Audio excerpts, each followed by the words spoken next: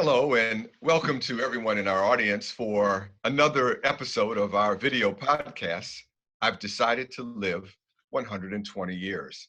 Throughout this series, we have been meeting some of the most fascinating people as we talk about various aspects of what Ilchi Lee has written about in his book, I've Decided to Live 120 Years. And we are learning a great deal about the choices that people are making, why they've made it to affect the changes in their life, why they've made it, and the impact that it's had on their lives. And I'm really excited today that we have two very special guests.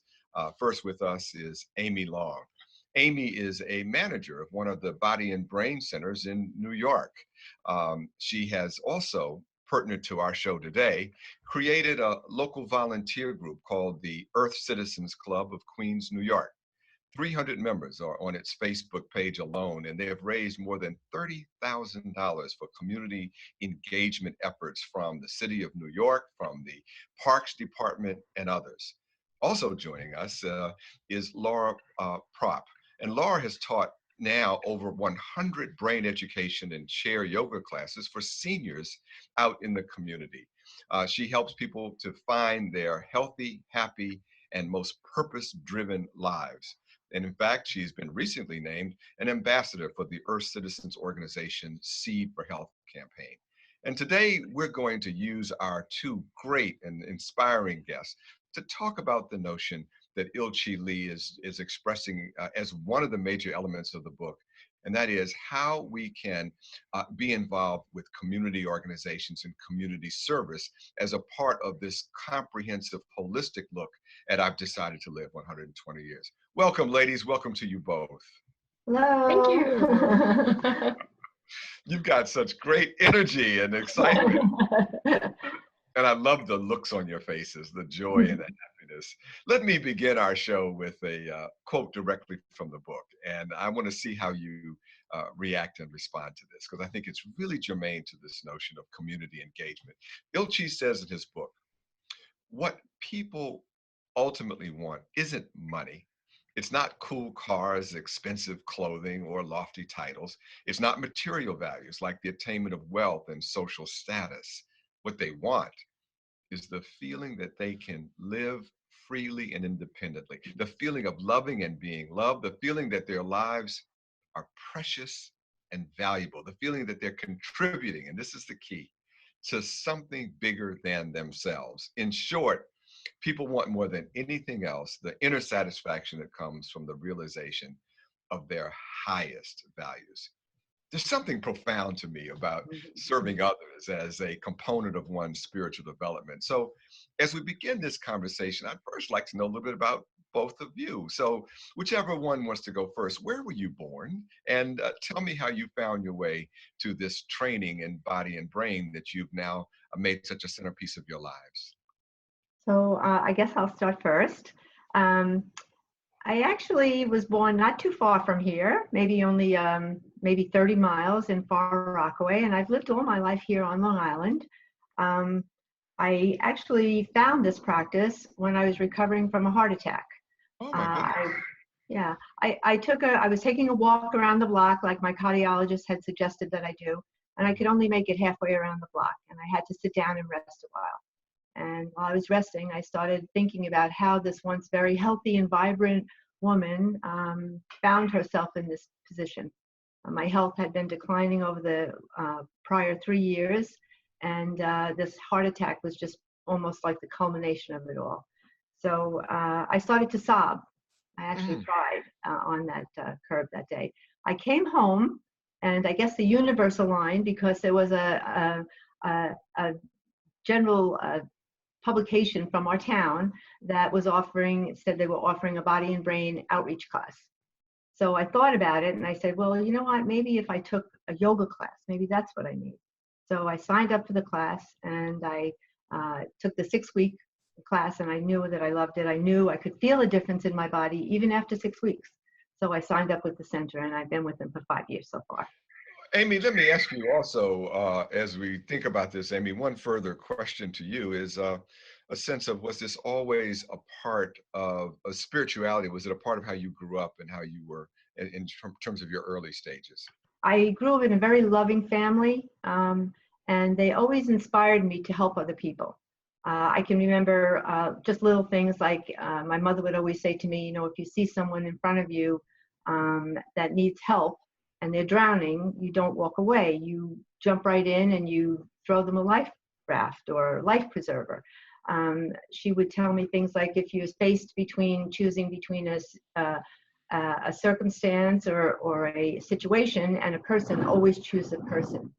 So I think this is just something that's always been in my heart, instinctively. I don't know. I just, to me, it always felt right.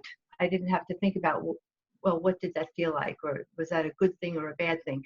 It just automatically, instinctually, was something that I felt. And I think this instinct to help others arose from gratitude, from my own ability to make a difference. I noticed when I was younger, as a teenager even, people would come up to me and ask for my guidance and my support. And then this went on and on. So the idea of helping people and looking beyond myself and inside of myself is just germane to me. Oh, I'm so glad I asked you that question. That's great. And Amy, what about you? So I grew up in New York, actually in Queens, about 15 minutes away from where I work now. And my parents are actually Chinese immigrants. They came to New York from the 1970s. And then, you know, what they emphasized in my household wasn't so much wealth or fame, but it was really about education. That if you're well educated, you're going to be successful, you're going to do well. And so we put a lot of emphasis on doing well in school and then achievement and success in that way. So I think as a child, I internalized that, and I did really well in school. I went to a really good college. I double majored. And it was all about academic success for me. And so eventually I found my way to Harvard Divinity School, and I became a teacher also, like trying to teach children in the South Bronx, trying to teach children in the South Bronx, like, not knowing what I was doing. And then kind of feeling like I hit a limit in terms of what could fulfill me. Like I felt like as much as I was successful, there was always this feeling of emptiness. Like, and then especially when I was facing this classroom of students who, you know, came from really disadvantaged families, who would come in with so many emotional issues, would come in with so much stress, and I was trying to cram the Great Gatsby down their throat, and there's something wasn't aligning, something wasn't working. And then at that moment, I started developing like neck pain. I couldn't sleep at night, and insomnia, like so much anxiety and so much. And as much as I was working like 14-hour, 16-hour days. I couldn't feel any sense that I was really making any change for them, and I was just getting sicker and sicker. So at that moment, I joined the Body and Brain Center in the Bronx near my house. I went to classes every day and started to feel like the values that I had grown up with, like I was trying to find something deeper. Like it wasn't just about success in the way that my parents had shown me. I needed to find a kind of fulfillment that came from somewhere deeper inside. And also I needed to help my students find something, that kind of value from inside themselves, not what their teachers are trying to tell them, not what their parents are trying to tell them, but something more inherent. I see. Now, Laura mentions that when she was younger, she had somehow a natural sense of empathetic connection with others because her classmates, as she describes it, would come and ask her opinion or reach out to her. When did you start to sense the empathetic gene either was there in you or that it was developing in you? You know, to be honest, I did a lot of volunteer work when I was a student in school. The honest truth, though, is I think a lot of that volunteer work came from a feeling of guilt. It came from like my parents sacrificed so much for me, and like they worked so hard for me, and then this feeling I have this privilege that, like, why do I deserve this more than other people? And so I would do a lot of things to try to make the world better because it felt like I didn't deserve what I had received. And it wasn't until later that it wasn't inspired so much from guilt, but from a feeling of like that we all have something inside of us that's precious and valuable, some deeper human value, some deeper human essence. And that was really how I became connected to spirituality more. But it started off as something that wasn't so like healthy, I think, for me. And then I could treat volunteer work just like success. You could be a successful volunteer. You could have an amazing resume as a student. So This is even though we're going to certainly get to talking about engaging communities, but this podcast series is really all about how we as individuals make the choice to change and the journey of change. And what I really like about your story is that you're tracing out a pathway that goes from a place that you started to a place where you are now. And that I think a lot of people who are watching us may be emboldened by the notion that if we're not already today exactly who we think we want to be, that we have patience, we are diligent, and over time. But what I take from your lesson though is that there are a lot of people who feel like, we carry this unnecessary guilt with us, and that we do things to pay back a sense of guilt. And what you're saying is that you have, if I hear you, and I want to make sure I heard you right, because it's an important lesson for me in my own journey, is that you're saying you transition from doing things out of guilt, but doing things out of love, out of compassion. And that is really the motivation that ultimately is what sustains you. Do I have that right? Absolutely. Absolutely. Good. Laura, what do you think about that, by the way? Well, my willingness and my wanting to help the seniors, I guess it was just something that I wanted to do as kind of a payback to the wonderful experiences I had at Body and Brain. I came to Body and Brain, as I said, really feeling awful, feeling very sick. It was very difficult for me to even do a class. I could only do one class a week. But then I did 2 classes a week and 3 classes a week and so on. So it took me about 2 years, but I was able to build my stamina, my strength, and I regained my physical power once again. So that was a really big thing for me. And once I started feeling better, I started thinking to myself, well, maybe I do want to live. Maybe there is something now that I can do. I was so focused on trying to feel better that I had forgotten about that spirituality, about giving back to others. So that when I started taking different workshops at Body and Brain, I started realizing that, I needed to get a vision. I could also have a purpose in my life, not just about me. So that's when my vision to help seniors came to light, and I thought, well, if I could just share my heart with and share my experience at Body and Brain with other seniors, maybe I could help other seniors. Well, that is a great story. Well, now that when you're both out there in the community working with people, the news, as any of us are purveyors of the news, it's bombarded at us all the time. What we hear so much is pain, misery, suffering. We hear so much about the opioid epidemic, or we hear about seniors who are isolated in their communities. A lot of pain is out there. Are you seeing that in terms of your engagement with community? What's the message, the scouting report from your community involvement there in the community in New York in which you all are working? Well, I'll start by answering that. Again, I haven't been doing this too long, all this outreach. It's just about a year and a half that I've been doing it. But what I see is many of the seniors in my classes feel like they have no control over their destiny. And of their health as well, that it will get worse and it will continue to get worse. So they have that feeling of helplessness, so to speak. And I think there's a primary reason why they come to class, because they want to get well, because they want to feel better, just like me.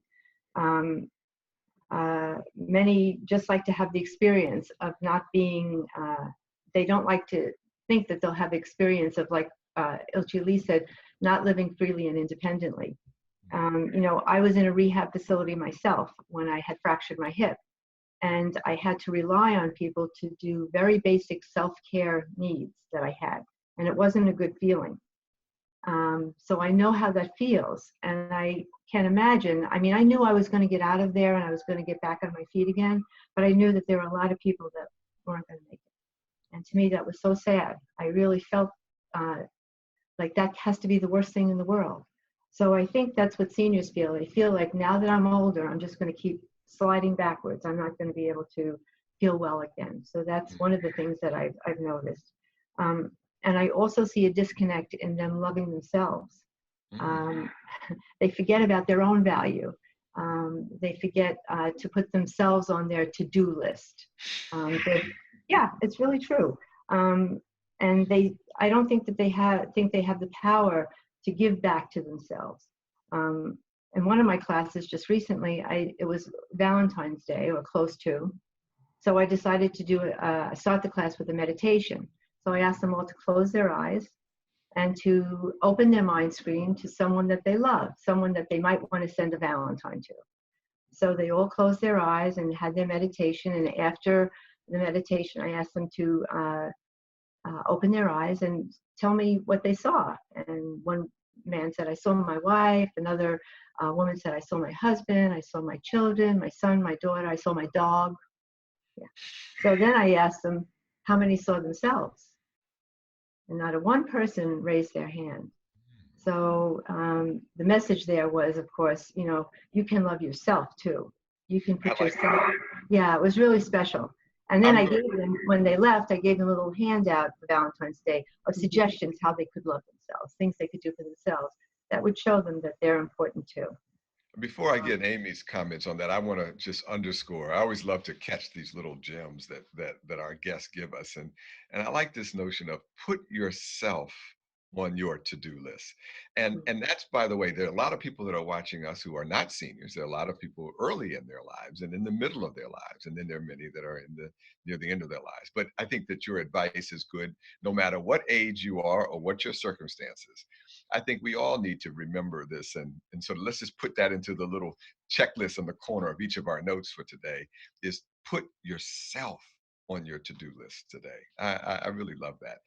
In terms of what you're seeing out there, Amy, any thoughts around the nature of the pain and the discomfort that so many are feeling that you touch and engage with? So I think the work that I've been doing with the Earth Citizens Club, actually we use the public park as a space to bring people together. So what I've noticed is that, like most recently we did a park cleanup at a park in Corona in Queens. And it's a park that's used a lot by a lot of people, but there's also a lot of like litter, a lot of there's a lot of like garbage everywhere. And so we went there, there's this feeling of like people being very separate, like there were kids here and there were parents with them, but like no one was really communicating. And there was like a large like population of people who maybe English was their second language. And so when we went there, we brought brooms and like paint equipment, and then we invited them to join us. But there was so much hesitation, and we brought snacks, and they were like, they're free, help yourself. And there was all this like, well, do you have to pay for them? That kind of feeling of suspicion. But once we got the kids involved, and actually it was the kids who came first, and it was like one kid who got involved, and then that kid brought their brother and their sister and then their friends. And then actually when the kids got involved, that's when the parents came. I could feel that it was just like, actually people so want to do good. People want to come together. People want to make their park cleaner. People want to connect to each other. People want to take ownership of their public spaces. They just don't know. I think we just don't know how. This feeling of like being separate. We live so separately from each other. We live in a community where we don't live in a village anymore. We live like in competition with each other so much, right? So the park, and then what I just felt is, there's so much wanting and willingness inside. People just don't know how to make the first step. And so I think our role as a club is to make it easier for people to come together, make it easier for people to like pick up the first broom or pick up the first like bulb to plant into the ground. And then once that starts, then they can almost do it on their own. Let me just ask you to focus one more moment on you internally, both of you. And so what I sense as you both are describing your activity is a certain benefit for you as a person. One of the things that many people talk about is having this idea of a heavenly mind, being able to, through the work we do, having a mind that can love and embrace people who are different from us. Am I correct in sensing from both of you that through doing this work, it has deepened your own sense of developing your own heavenly mind? Yes, absolutely. And I love this because when I began my community service, I actually went out there with the feeling that I was going to be helping other people. That was my mission, to help other people. And what happened was I really realized that my community work was actually helping me. It was such a gift. I remember my first outreach class at Body and Brain. My teacher would always say that she would get more from the class than she could possibly give to us. And I didn't really understand that. I thought that was strange. That was a strange thing because I felt like I was getting so much from it.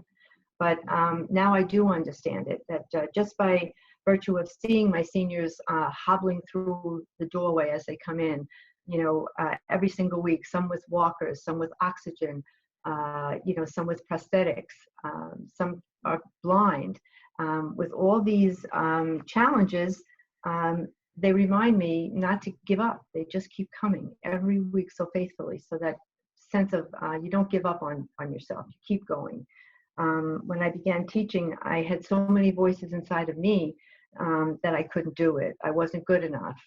I would make mistakes. So all of these things haunted me. And I had to step way outside my comfort zone to find my way into some new territory. But a funny thing happened. Those voices are not as loud as they used to be. They've just kind of gone away. And I have a lot of confidence now so in short, my confidence is growing, and just the idea that I'm sitting here today at a podcast is mind-boggling to me. I never thought I would be doing this. So my life now has purpose. My energy is unending. My brain is brighter than I could ever have imagined it could be. So I've really gotten so much more out of this than I think I could ever give. I have learned in my own life, my own journey, that I seem to be happiest when I'm serving. And so this is almost like a virtuous cycle, isn't it? It's a virtuous circle where we do good, we get happier because we do good, we make other people happy, they make us happy, we make ourselves happy, and it just keeps going. So I think one of the lessons from this show today really is for everyone. Is to, no matter what your age or circumstance, there's always something you can do to serve. But there's something else, Laura, that you said at the very beginning, which I hope that people will not lose as well. It's a very small little point that you made. But I heard you say that when you needed to be served, you had a difficult time accepting that. And I think we all have to remember that it would be a terrible thing if when we were in need, that we denied others the opportunity to get what they need by serving us. It's almost a gift. My pain, my discomfort, I hand to you, and you can help me. And together we have this bond where we heal each other. And I hope that those in the audience who are in need of someone to come and connect with them today will decide today is a good day to let others connect with you and let somebody else sort of help you out. Amy, would you talk a little bit more now about the program that you're doing? You talked then about this, bringing people into the safe place in the parks.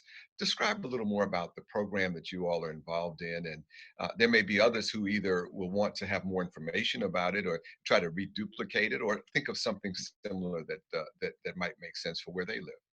Sure. So it all started because I was inspired by a local volunteer who runs a friends group in Forest Hills. And so I brought some of my instructors in the center. We went there, we planted things in the rain, we mulched in the rain. And I just felt like, oh, this is something that we can create our own group and sort of like create another sort of way in which we can take more ownership actually of the parks. And so that started in 2015. Our group has been running for the past maybe like going on 4 years now. And so we started off with like basic beautification projects where we got more ambitious. And then we started to focus on environmental education, environmental sustainability, like wellness and like fitness. And we've also actually distributed I've Decided to Live 120 Years book by Ilchi Lee at one of our Earth Art Festivals last April for Earth Day. And so about 100 community members came and received copies of the book and shared how inspired they were by the message. And so essentially it's this understanding of like when people come together and we have fun and we can create this energy where we can feel that we're more alike than we are different. And then also I think it's also really important to reach children and to guide children to understand how valuable the earth is, as well as how valuable their own bodies are. That in the end, if we can feel healthy in our bodies, we can also treat other people better, and we can also treat the earth better. But if we're not inherently healthy, then I just, I can't be nice to you, right? You can't be nice to your spouse or your children or your parents. But as long as I'm healthy, I have more space in my heart to be compassionate. And then when I have more love in my heart, then I can start to really see the bigger questions of, well, why am I here on this earth? Like, what am I really looking for? And then Ilchi Lee mentions in the 120 book about the second half of life, what really makes our heart fulfilled after we do all these things of success and competition, but what do I really need to feel complete inside? And I think giving that message to children at an earlier age is important, so they can kind of feel a deeper gratitude towards the earth and care better for the earth. So some of the things that we've done include like pumpkin smashes, so like to promote composting, and we've done things like dance nights, and we've had community members take a survey of how they want the park improved. Lots of things, and it just. By the way, how did you get started? So you've got all these things now, but what was the very first step to start to get this going? I think it was just a choice, really, just a choice, and just like a willingness. And then as I went, it felt like everything. We received so much support. So actually, one of the grants we got, we didn't even apply for. It was just offered to us by City Council because we were doing consistently good work. And we were noticed by the community, and elected officials noticed we were doing. And then we had New York City provides a lot of support for park stewards. So it just felt like it wasn't anything that we had to really like fight for. It's like the work that we were doing, people could feel the impact of that. Wow. And so it was really moving to us. Good for you. And Laura, let me just ask you, in terms of the work that you're doing, you want to describe a little more of your work? Yeah, as I mentioned, I've been doing all of the community outreach. I also do some speaking events. I've just recently been connected to a person that is involved with community liaison in a certain area, and she's been very helpful in getting me more classes, speaking events, and what have you. I've spoken at the Rotary. Also scheduled in March to speak to an AARP chapter. I have a vision in my mind that I want to get this 120 book into the AARP magazine. It's the world's largest circulation magazine, and it just seems like such a perfect fit. So I've tried going in at the senior level, but I haven't been successful. So I thought maybe if I start making connections through the local chapters, that I might be able to connect with someone who knows someone who knows someone. I'm not giving up on this. I also recently attended an AARP meeting myself, and I asked them if they would like to have a speaking event, and they shook their head absolutely. They would like to do that too. So I'm embarking on speaking events. I haven't done a whole lot of them. I just spoke recently at the festival that we had up at Honors Haven. 1,000 people. 1,000 people, yeah. Yeah, so this is, as I say, and then this is all kind of new to me. Good. But there's many in our audience may not know, but Honors Haven is a kind of a big retreat area up in upstate New York, and it's just terrific. Let me ask you, Laura, as you describe doing all these speaking and public appearances, there are a lot of people in our audience who might like to think of doing it, but they're shy. We have a lot of people with big hearts, but shy personalities. Was it difficult for you to be able to learn to stand in front of people and reach out to them? Yes, it was. As I said, you kind of have to let go of yourself a little bit, and just say, and just encourage yourself that I can do this. That's what I always do. I just keep telling myself I can do this. It's overwhelming for me to step up, but taking action is what makes the difference. Stepping out of that comfort zone is where the magic is. So you have to be willing to take that step. If you're not willing to take the action, it's just never going to happen, and you'll never find out. I didn't know that I could do this. I didn't know that I could speak to people, large audiences, and stand up before people. I really didn't think I could do that. But once I did it, I realized, oh my goodness, that really kind of didn't feel so bad after all. So, and again, when you're sharing with your heart and something you really believe in and something that's really important to you, I think that makes all the difference in the world. And I know there's a lot of people out there that really do want to step up. But like you said, they're just a little bit shy. I was very encouraged after speaking at the event on Saturday of the number of people that came up to me and asked for my contact information because they want to get started. Yeah, so I think I have a whole new job coming up. Yeah, they really were people texting me that know me from other workshops that I've done, that I have a member that's interested in this. She heard your speech, she'd like to get started. Would it be okay if I had her contact you? The wellness director or the wellness coordinator, I guess, at Honors Haven has sent me an email and said, I really want to hear more about what you do and how you do it. So it's very inspiring to me that there are people out there that really do want to help. Well, we are nearing the almost end of our time together, and I always like to end with our guests having a chance to think about the one little thing they want to share before the end. I'll get started to give you a chance to put on your thinking caps, but I'll tell you what I've really gotten out of today. So many things, but the one thing I'm sure I've gotten out of this is this idea that we can ourselves grow in our own relationship to goodness and beauty and love and truth and our own spiritual development, that we can grow so much better when we are reaching out and touching others. And I am learning how important it is for others to allow themselves to being touched. And that comes up in a lot of ways in our conversation. But as you just described, Laura, people are now reaching out to you and saying, what you said mattered to me. Now, here you were not sure when you started that you had something that would make a profound difference, but you had something to give. And now you find there are people in the audience that have something that they needed to hear. And I bet you a lot of people in our audience today have something they need to say.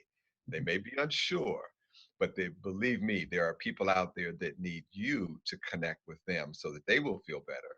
And you need to connect with them so that you will feel better. And I'm really kind of this reinforces my own, experience that I do seem to be happiest when I'm serving others. But Amy, last thoughts from you as to what you'd like to leave our audience today. Yeah, I think, it's been such a privilege to do this work, and I just have a lot of fun with it. I think the most important thing is, it has to start with a dream. Like, people need to, like, what is one change that you can see that would make your world better? And then allowing yourself to dream bigger and bigger and bigger, and then allowing that dream to grow, to have the fuel that will inspire you to take action.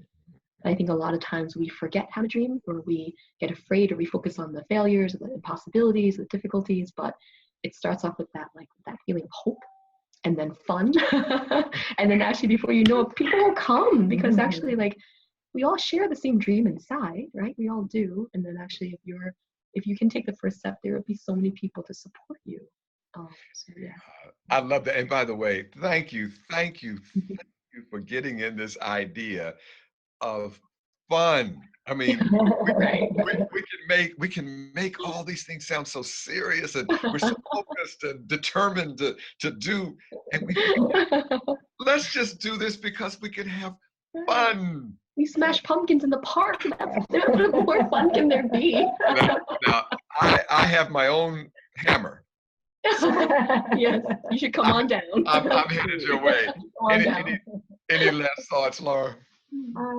Yeah, I think, it was just 2 years ago that I decided that I wanted to make my vision a reality.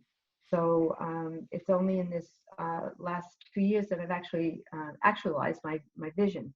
And I'm now 71 years old. So my vision has actually materialized since then. The action part of the equation is really the most important. As I look back, I can see since retiring from gainful employment, I've managed to completely transform my life. And that was after I was 69 years old.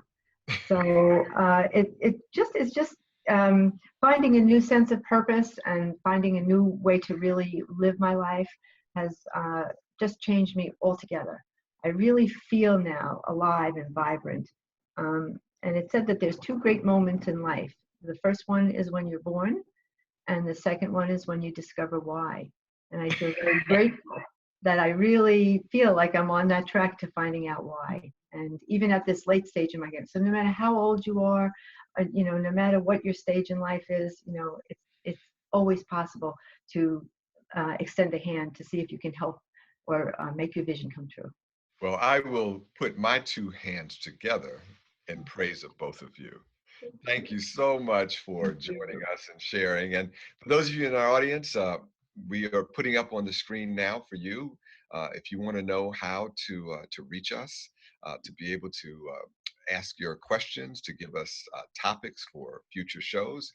If you would like to be able to know how to email us, and if you need to, for example, know how to reach Laurie and Amy so that you can learn how to start a program in your community, either way you want.